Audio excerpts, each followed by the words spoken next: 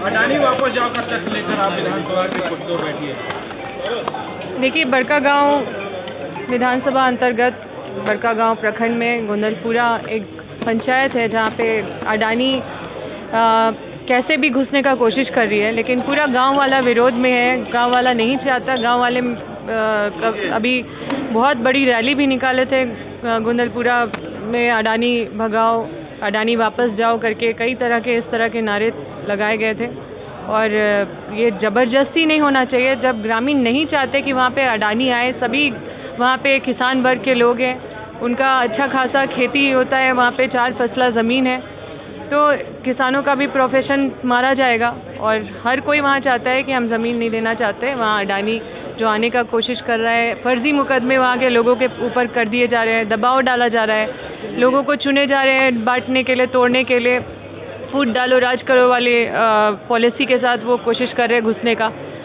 तो हम लोग उसके विरोध में हैं और हम लोग चाहते हैं कि अडानी, जब वहाँ पे ग्रामीण नहीं चाहते कि अडानी आए, तो फिर वहाँ पे अडानी को नहीं आना चाहिए। महीना पहले से वहाँ पे प्रोटेस्ट चल रहा है, वहाँ आपके ही सीईओ और तमाम अधिकारी जाके उनको नोटिस चिपका रहे हैं, सैकड़ों घर को तोड़ने का आदेश दिया गया है वहाँ पे। जिस तरीके से वहाँ पे देखिए, हम वहाँ पे गोंदलपुरा के इशू को लेके विधानसभा में भी मामला उठा चुके हैं और ये ध्यान आकर्षण में हमने उठाया है। वहाँ से जवाब भी मिला कि लोगों का विरोध है, अभी कोई प्रक्रिया स्टार्ट नहीं हुई है, लेकिन लगातार देख रहे हैं कि कुछ लोगों पे फ़र्ज़ी मुकदमे कर दिए गए हैं।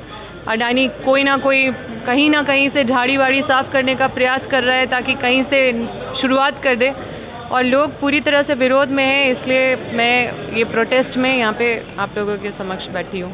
सदन में इस बार फिर से हमारा ये गैर सरकारी संकल्प में इस बार डाला है। हर बार सदन में हमने गोंदलपुरा का मामला डाला है, माननीय मुख्यमंत्री जी को भी अवगत कराया, वहाँ के लोगों को भी ले जाके मुख्यमंत्री जी से मिलवाने का भी काम किया है पूर्व में। और अभी फिर हम, क्योंकि हमें यही जवाब मिल रहा था कि विरोध है इसलिए कोई काम शुरू नहीं किया गया, लेकिन जो प्रेशर डाल के ज़बरदस्ती करके लोगों को बांट के, लोगों को फोड़ के जो ये कोशिश किया जा रहा है, लोगों पे फ़र्ज़ी मुकदमे करके कोशिश किया जा रहा है, तो ग्राम सभा बिल्कुल नहीं चाहती है कि वहाँ पे कोई भी माइनिंग का काम हो। अडानी जो घुसने का कोशिश कर रही है, तो अडानी वापस जाओ के नारे लोगों के द्वारा लगाए गए। बहुत बड़ी रैली निकाली गई, 25,000 लोग के संख्या में एक रैली सिंबॉलिक रूप से निकाली गई। तो मैं एक जनप्रतिनिधि होने के नाते मैं ये कहना चाहती हूँ कि जब ग्रामीण नहीं चाहते तो वहाँ पे अडानी को वापस जाना होगा। राज्यपाल के यहाँ 2 बिल वापस हुआ है, अब क्या लग रहा है कि हिंदी में अब विधेयक जाएगा राज्यपाल के पास, वैसी विधानसभा से पारित होगा कोई? देखिए, कई सारे विधेयक जो भी पास हो रहे हैं, आप देख रहे हैं कि वापस लौट जा रहे हैं। इंग्लिश तो में थे। क्यों वापस लौट रहे हैं, ये सोचने वाली विषय है कि ऐसा पूर्व में कभी नहीं होता था। हमने हमेशा इस पद को बहुत संवैधानिक रूप से देखा है, बहुत न्यूट्रल राज्यपाल का पद होता है, वो राजनीतिक रूप से प्रेरित नहीं होता है। लेकिन अभी देखिए, 27% आरक्षण की बात हो या 1932 खतियान को लागू करने की बात हो, इन सारे मुद्दों को वापस भेज दिया गया है। और एक प्रक्रिया होता है जिसमें वो संदेश देते हैं, विधानसभा के माध्यम से उनके तरफ से संदेश आता है कि क्यों उन्होंने वापस कर दिया, ताकि हम उसको फिर से बढ़ाएं, क्योंकि ये हमारे राज्य का बर्निंग इशू है, राज्य का डिमांड है और इसको हम लोग पूरा करने के लिए संकल्पित है।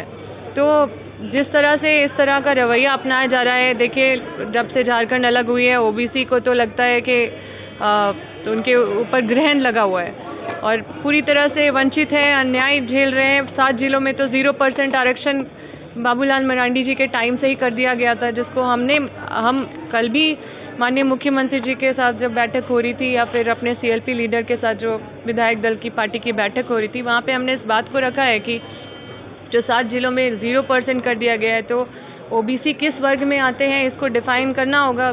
27% आरक्षण लागू करने के लिए तो हमारी सरकार प्रयास करिए और हम लोग हार नहीं माने, फिर से हम लोग विधेयक पास करेंगे, फिर से विधेयक आगे भेजेंगे। लेकिन अभी जब तक नहीं हो रहा है, तब तक वहाँ पे जो EWS 10% है, उस पर ओबीसी को भी जनरल का, आखिर तो जनरल में ही वो ट्रीट हो जा रहा है, तो उसको किसी में ट्रीट नहीं करना तो अन्याय होगा ना।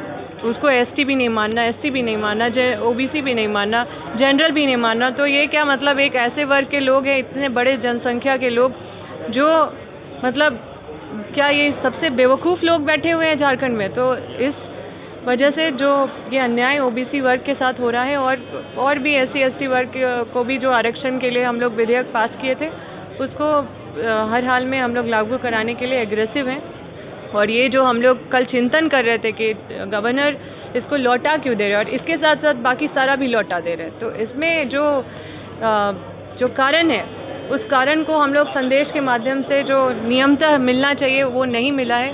तो हम लोग यही उम्मीद आस लगाए हुए हैं कि विधानसभा में हमें कारण पता चले तो हम उसको फिर से आगे बढ़ाएं। इंग्लिश हिंदी में उसके चलते कुछ हो रहा है क्या कि वो इंग्लिश में वापस कर देखिए ये बहाना है और आपको पता है कि इंग्लिश हिंदी सब जानते हैं और उनके पास अच्छे खासे असिस्टेंट और विद्वान उनके आसपास है।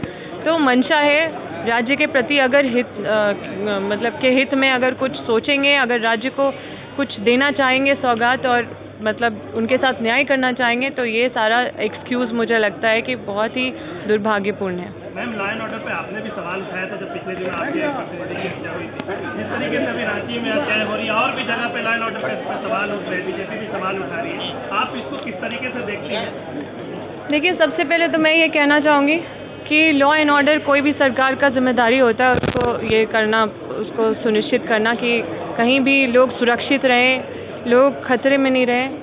और हमारी सरकार भी हमेशा बैठक हमारी माननीय मुख्यमंत्री जी कर रहे हैं, निर्देश भी दे रहे हैं, लेकिन उसके बाद भी कुछ अपराधी का मन इतना बढ़ा हुआ है कि इन सब घटनाओं को अंजाम दिया जा रहा है। कल हमारा जब कांग्रेस पार्टी का बैठक हो रहा था तो हम लोग इस पे चिंतन कर रहे थे कि सबसे गंभीर विषय है हमारे राज्य का और हमारे बॉडीगार्ड्स अगर लेना है तो ले लिया जाए, लेकिन राज्य में लॉ एंड ऑर्डर सुनिश्चित किया जाए। मैडम कल बैठक के बाद आप बोले थे कि आज मणिपुर के मुद्दे पर भी बैठेंगे। हमारा फर्स्ट डे, देखिए आज शोक प्रस्ताव है, आज शोक प्रस्ताव है, इस वजह से हम लोग फर्स्ट डे इसको बैठना ताकि हम अंदर चर्चा कर सकें, क्योंकि आज तो कोई चर्चा होगी नहीं।